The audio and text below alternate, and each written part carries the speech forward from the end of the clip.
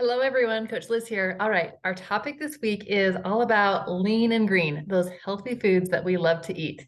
Now, if you're on the Optavia 5-in-1 plan, the awesome thing is you only have to worry about fixing that meal once a day. I call this your practice meal. This is really your practice to learn about macronutrients and what foods you should be eating and what you should be buying at the store or ordering at restaurants and the right portions. It's such great practice, but it's so nice to only have to worry about it once a day. So let's go over your lean and green. A few resources to learn more about your lean and green meal is Element 11 in your Lifebook. Goes all over the basics of lean and green. There's some great charts on there showing what lean proteins are healthiest, what green vegetables, or they don't have to be green, but what low carb vegetables are healthiest, and even what healthy fat options are going to be most beneficial for you, and condiments, all those little extras also. So Element 11 in your Lifebook. If you want to dive deeper into that, Element 2.6 in your Habits of Health book, Dr. A talks about proper ways to prepare your meats and vegetables, like the healthiest ways to prepare your meals, and some great tips in there. Also, your Optavia guide is just such a handy tool to just keep in your kitchen, because in there are charts on that has all of the best lean proteins and about how much you should be eating, and it categorizes it to leanest, leaner, lean, and lean.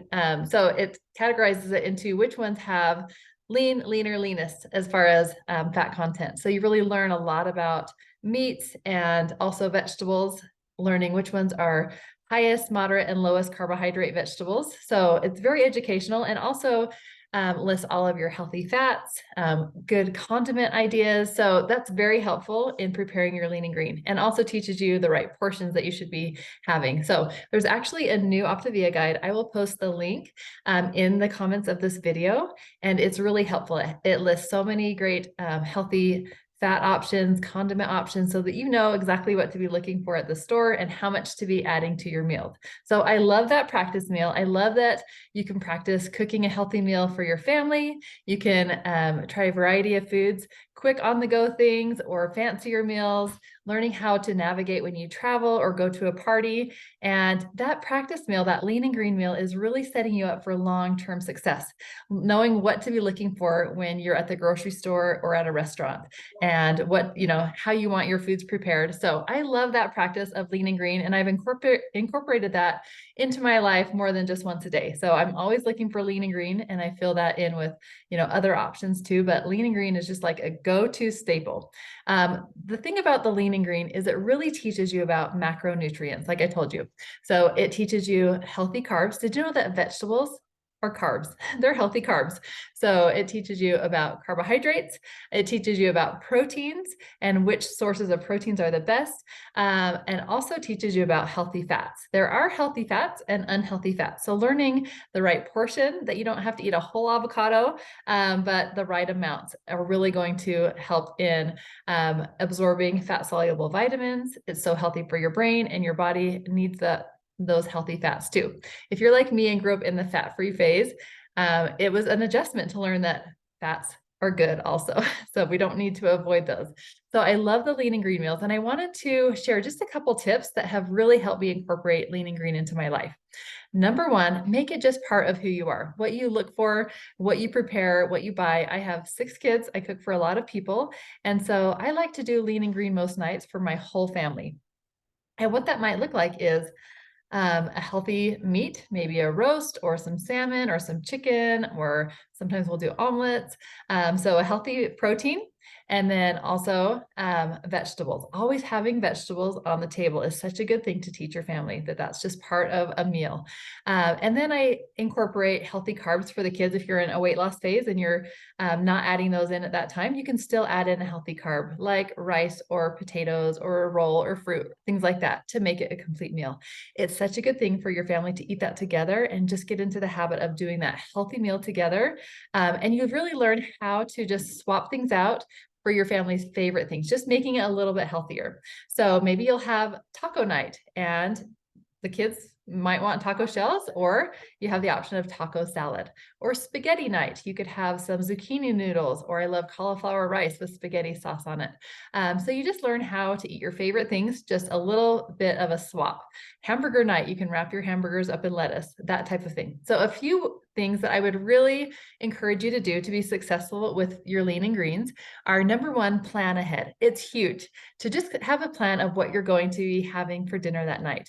So I like to do a plan for the whole week. And a few ways that you can do this is the easy way.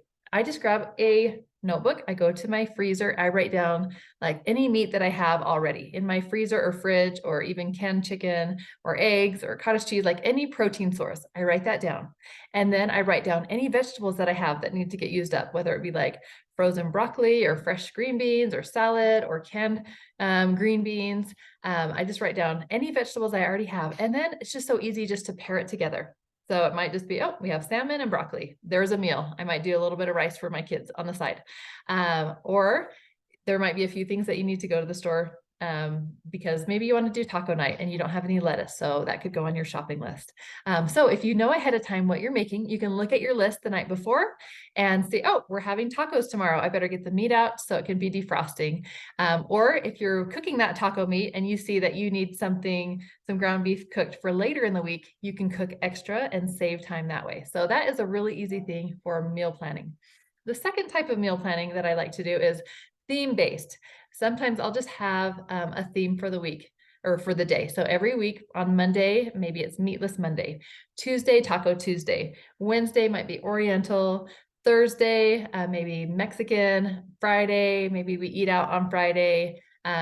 So you might just have a theme, and then you just find a healthy recipe to go with that theme, and you just rotate those out. So that's fun. Or sometimes I just ask my kids, what do you guys want to eat this week?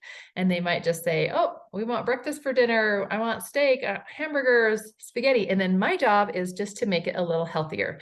So when we do breakfast for dinner, maybe I might make pancakes for them, and we'll also do eggs or omelets, and I'll enjoy a big omelet, and then we can eat together. They're learning to eat healthy things also, and it makes it really easy and convenient for your whole family, and everyone's enjoying it and learning a lot and getting fed healthy food. So those are a few of my favorite ways to meal plan, but it makes a huge difference just knowing ahead of time. And then I always have my go-to, a couple backups. If I have extras, I like to freeze a couple meals in the freezer so that, you know, those busy nights that you just have to pick up a pizza for the kids, then I could go and just eat something healthy if that's what I prefer. Or some go-to things, like if I'm short on time, sometimes I might just have a bowl of veggies or a bowl of cut up veggies and a bowl of cottage cheese. Or omelets are a staple. Like if I just don't know what to make and I'm short on time, that's just always something that I have some type of veggie that I can throw into with some eggs. So it makes it really easy to have just a couple go-to things, whether it be in the freezer or just quick things that you know that might not be like your favorite things to eat, but it's going to get some healthy food in you, and that's what counts. So a couple resources to find great recipes is Pinterest is great. If you just Google Optavia Lean and Green, there are great recipes, tons of great recipes there. So the internet is a great place to find healthy Optavia approved lean and green meals. Also, I'll post a list of some healthy lean and green meals for you, and reach out to your coach because we always have lots of resources. We always have Facebook groups that have great recipes, but it's always fun to share and pass those along too. So hopefully this helped you to learn a little bit more about the lean and green and think about how you want to incorporate this healthy lifestyle in your life long-term, whether it be whenever you go to a restaurant, you know what foods you're looking for, how you want your meat cooked, that you don't want it fried, you'd like it baked or grilled, or, you know, like, so you're learning, it's your practice meal for the rest of your life to what you buy at the grocery store, what you stock in your house, what you ask for at restaurants, what you do when you travel. It's such a great practice for the rest of your life as far as feeding your body healthy food. So that's it for the lean and green. Hopefully you can go out and plan some healthy meals for this week and enjoy that healthy meal together with your family. All right, have a good week. Bye.